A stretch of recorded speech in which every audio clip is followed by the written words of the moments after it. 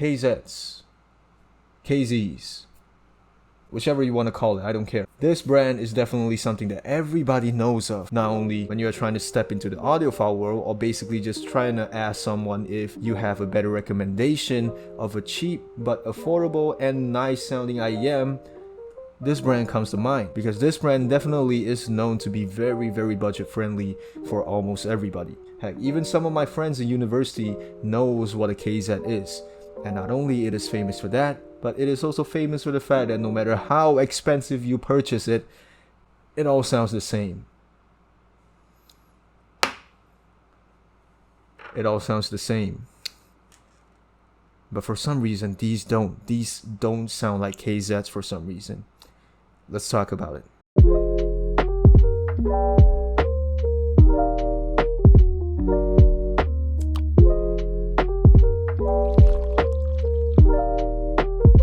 So before I begin, a huge thank you to Not Brand for sponsoring this video. And full disclosure, this is going to sound very biased, but I am one of the co-founders of Not Brand. Not Brand is basically just a very simple startup company between me and another friend where we make bespoke cables for cable rolling enthusiasts. That is it. It is only related to the fact that it is also some form of audio related company. That is it. This channel, I need to make it very clear, even though I technically own Not Brand, this channel has nothing to do with that entity. This is me. A random channel is owned by me and me alone. If you hear the name Not Brand in the future, which chances are you will in the future, it is just a company incentive that is made by my friend where he proposed to me, hey, since we are earning a little bit, why not take out a little bit of the money to buy some budget friendly IEMs so that you can review it and, you know, basically we can try it out ourselves as well when we're off camera. So this is basically why this video came to be. So again, thank you to my friend. Thank you to Not Brand. Let's get on with the video. Definitely this IEM has been making waves, mainly by the fact that it does not sound like a conventional KZ. Y'all know how a KZ usually sounds like. You have that overwhelming bass. You have that very one-dimensional mid. You have that metallic treble thing going on. This thing does not have that. This thing, in fact, is a very interesting KZ where it defies all of KZ's principles. It feels like KZ has been overthrown by people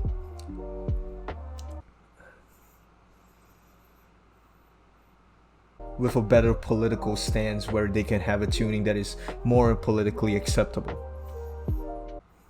Other than the fact that it has a different tuning, it is also known for the sake of having 4 dip switches. But whether if it's a feature or a gimmick, me personally, I feel like it's in the middle of both, which we'll talk about when we reach the sound section. Because first, let's get this over with. Y'all know my shtick, y'all know my video format. But honestly, this is going to be very fast because every KZ box is literally the same.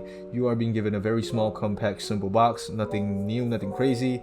The IEMs that you bought. And once you slide it up, you are being greeted with the IEM supposedly resting at the top and the accessories in the bottom. That is basically it. And what you get from the accessory box, other than, you know, the cables, you are also getting 2 sets of tips. You are not getting a Starline tip for some reason, but you are getting this type of standard short nozzle wide bore tip, which is honestly quite good. I don't really have anything to say. And the second one is something that actually shocked me. It is a KZ Whirlwind tip. If I'm not mistaken, I think this is called a Whirlwind. I used to buy this for the sake of better fitting on my BL01 and also my triple melee. I don't know why, for those two in particular, this does wonders. It actually fits very well. And other than that, you are also being given a SIM card tool for the sake of, you know, customizing your dip switches, for turning on and off your dip switches. Build wise, this thing is built like a tank. It is made of an all metal alloy build. This thing is definitely very weighty, even more so than the Moondrop Katos. This thing is around 12.4 grams, so, you know, expect it to be very quality in the hand, but it might not really be that much so in the ear. The faceplate is designed to have some sort of a wavy type of accent to it, with one hole right here where at first I thought it was like, you know, some form of semi-open back configuration, but I don't think it is. Next thing you have on the side are definitely the switches on both sides, and nothing really much to say other than the fact that, you know, it really is just a all metal build. Fitment wise, I personally use the Sony tips mainly because the two tips, like I mentioned, it's actually quite nice, it's actually usable, but I don't use it on this mainly for the fact that this is a little bit too heavy to be contained, or basically to be supported by those type of IEMs. Very, I wouldn't say flimsy, but basically the stock tips are made of thin rubber, and when I put it in my ear, you feel like it does not really hold the weight, and it has a little bit of some pressure, and then it doesn't fit that well. The Sony tips, again, this is my personal preference, either this or the SpinFit 145s. This is good for me. This thing has a little bit more thickness to it, hence when I put it in my ear, it fits perfectly. There's no slight slanting, nothing that really hinders me or anything like that. This is good. The fitment wise, again, I will say it is good. Just maybe you might consider changing the stock tips, because I find that very slight problem with the stock tips to be a little problematic. And now, with all that being said, let's actually talk about the sound. No, wait. The feature / gimmick, the dip switches. Now, this pair of IEMs, even though I said I'll talk about the feature or gimmick first, this is the graph of the IEM. It is a very different graph from the usual KZ graph, where as you can see, the treble is a lot more smoothed out, where to the point where if you get some other graphs to compare it, it is more suited, I would say, to Harman for some reason. It's not 100%, but you get what I mean. And in terms of how this graph is in relation to the dip switches, basically if you are buying the dip switch version, that is the non-dip switch one, which, if I'm not mistaken, if you want to listen to the non-dip switch version, just put everything on down, that is it. But basically for the dip switch, 1 is for sub bass, 2 is for lower bass, 3 is for mid bass, and 4 is for treble. That is basically what I've heard. And in terms of how you configure it, definitely it is a little bit of a gimmick when you say that, wow, there's 16 types of tunings for this pair of IEMs. But truthfully speaking, once you've gotten your personal tuning of choice, you will definitely not want to change it anymore. The best way that I can explain to you on how does the dip switch affects the sound is basically 1, 2, 3 again affects bass. If you have 1 turned on, you can hear that the sub bass doesn't really have that much of a compression anymore, and it goes a little bit higher. This applies to the same for the lower mid bass and the mid bass. The lower mid bass, or basically the second switch, I've tested it multiple times. It doesn't really have that big of a difference, but if you wanted more sub bass, there is this one weird placebo thing where I turn on number 1, turn off number 2, and turn on number 3. This overall enhances sub bass and mid bass, but there's no lower mid bass, which to be honest doesn't really have that much of a difference. If you turn on 1 and 2, you'll definitely hear both, but the sub bass gets a little bit drowned off and it doesn't really sound that interesting. So what I do is I put 1 and 3 on and 2 and 4 off. 4, when you turn it on, everything just turns a little bit more crispier, but it is a little bit, once you turn it on, it gets a little bit crispier. It definitely has some form of sharpness, some form of sibilance, maybe a slight hint of thinness. For me personally, right now my configuration is odd numbers up, even numbers down. That is just me, because even though you have this form of customization, my point being is that it doesn't really have that much of a difference when you're listening to it as it is, because the bass, honestly, on graph it looks like it increases a lot, definitely increases to some degree, but not by a lot where it actually changes the whole signature of the sound. Treble, on the other hand, probably I'll say that if you turn it on, it will definitely sound a little bit harsher overall, but yeah, don't expect too much of a difference. With all that being said, this is the source that I use, and this is the graph. Definitely I use a tube amp and an op amp, so it might be a little bit more biased when I say this, but I have put this into the Questal M15 as well as my directly into my 3.5mm jack on my laptop.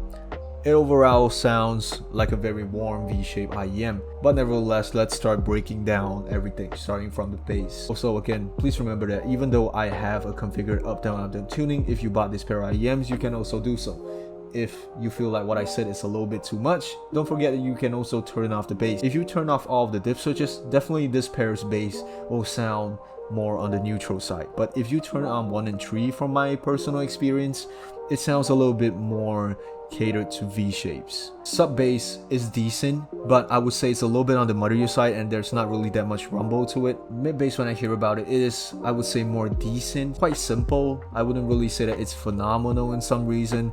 Remember when I said that KZs are quite one-dimensional? This thing maybe falls a little bit around in the ballpark for the bass section. The bass is just simple. There's not really that much character. But for a $100 IEM, it is decent. The bass still does not disappoint. It is still very, very fun. Kick drums are honestly quite thumpy as well, which I personally quite like. Oftentimes you might find the bass to be a little bit muddy, but I wouldn't really complain, because if you're listening to like normal pop songs, stuff like that, it's fine. If you're listening to something that is a little bit more specific, like maybe orchestrated stuff live, then maybe it might lack a little bit in terms of its bass prowess. Bass notes definitely on this hand might sound a little bit more dark. It might sound a little bit bloated, a little bit. Please remember I say a little bit, not too much. And overall, because of its slightly muddy characteristics, it might have a little bit instance of bleeding if you actually listen to it hard enough. But if you're casually listening to it, it's fine. It's honestly quite fine. I can't believe I don't need to say mid-centric anymore. This sounds like it has very, very normal mids, but even better. The vocals on this hand honestly sounds good. Male vocals, when I heard, sounds raw, sounds good. It is honestly more forward than all of the more V-shape IEMs, because you know, V-shape IEMs, we tend to know the mids are quite recessed. This is a little bit more forward, but not too forward. Only gripe that I have is that this thing probably applies to the females as well. The vocals, if you have males doing falsettos, it might start to sound a little bit hollow and have a little bit of harshness and sibilance on the S. But other than that, nothing else that is worth mentioning. Tonality on this pair quite nice for the vocals. Female, on the other hand, it is also quite nice, but when you have females that have more higher pitches, it might sound slightly hollow, slightly thin, and again, like I mentioned, the sibilance part might play a little bit of a role into it. But nevertheless, it is still very good for the price. Instruments, again, for this price, sound simple, sound clean. It is very well presented. It has quite decent dimensions to it, but definitely, again, since it's a V shape, it has less presence, and you know, it's a little bit more recessed to the back. And in very certain cases, I would say piano and some certain instruments might be a little bit on the lightish side. Treble on this hand, if you hate KZ tuning because you hate the metallic treble, this thing does not have that. I can assure you, this thing has treble that makes you question, am I really listening to a KZ IEM? Because this thing definitely nails treble and definitely solves the issue of why a lot of people do not like the KZs. The overall treble side is definitely on the relaxed spectrum. It is smooth. It is a very Harman target. Again, it does not have any metallic timbre when you are listening to hi-hats, listening to rides. This thing, I would say, has quite decent treble extension, not really too much. It's basically very average, but on the perspective that the fact that it is a KZ, this thing is definitely an improvement. Maybe for some people this thing might be a little bit too smooth on the treble side. It does not really have that slight crispiness to it, that slight harshness to it, but if you want to, you can basically switch on number 4 and let it rip. That thing definitely introduces some harshness, but definitely, again, I find switching on the 4 to be a little bit too much for me, and it makes other stuff sound a little bit hollow. It makes the treble part sound overall a little bit hollow. That's basically what I'm getting by. The fact that this pair is a sub $30 IEM definitely justifies it with its tuning. But then again, for $30, you are definitely having certain things that are a little bit more average. Technicalities wise, I would say this is a solid B, but don't expect too much. Dynamics overall are quite decent for the price, but for some reason I will just say it overall still sounds a little bit too one-dimensional. It doesn't sound too fun. It doesn't have too much deviation or variation in between everything. But overall, it's still quite enjoyable. Don't get me wrong. I'll just say that it is a solid B, I would say. Detail retrieval on this one is a very interesting thing, where I would say it performs quite good on macros, but it does not really deliver that much on micros. I don't know why. Macro details are definitely good. It makes everything pop out, but it does not make that certain track, that certain note, certain stuff have that much characteristics to it. Hence why I say, due to the fact that maybe this thing lacks in micro details, it makes overall listening to songs having a more one-dimensional experience, if you get what I mean. Soundstage on this, based on the price, however, I personally find it very, very good. It has enough width to it. Maybe sometime it lacks in depth when you're listening to more busy songs. It gets a little bit congested. It is still definitely done well in terms of its imaging and separation, but definitely you can feel like it doesn't really have that much space to, like, you know, space out, if you get what I mean.